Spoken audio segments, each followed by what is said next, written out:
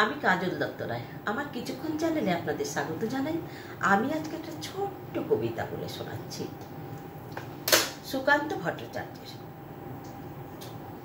একটি মোরগের কাহিনী।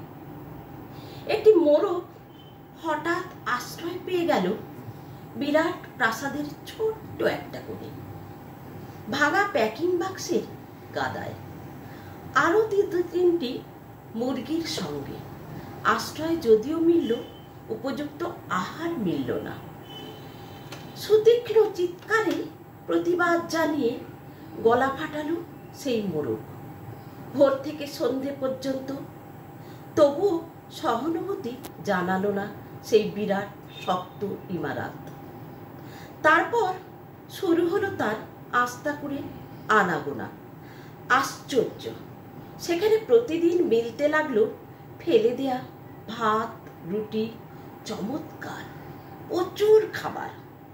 তারপর এক সময় আস্তাপুরেও এলো অংশীদার, ময়লা ছেঁড়া ন্যাকড়া পরা দু তিনটে মানুষ।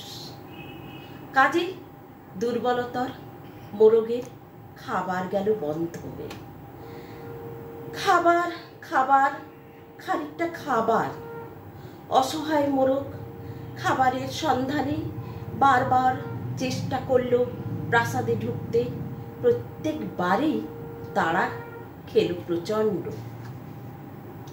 ছোট্ট মোরগ ঘাড় উঁচু করে স্বপ্ন দেখে প্রাসাদের ভিতরে রাশি রাশি খাবার। তারপর সত্যি সে একদিন প্রাসাদে ঢুকতে পেল।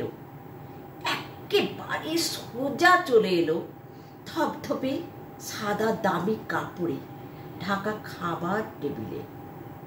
অবশ্য খাবার খেতে নয়, খাবার হিসাবে।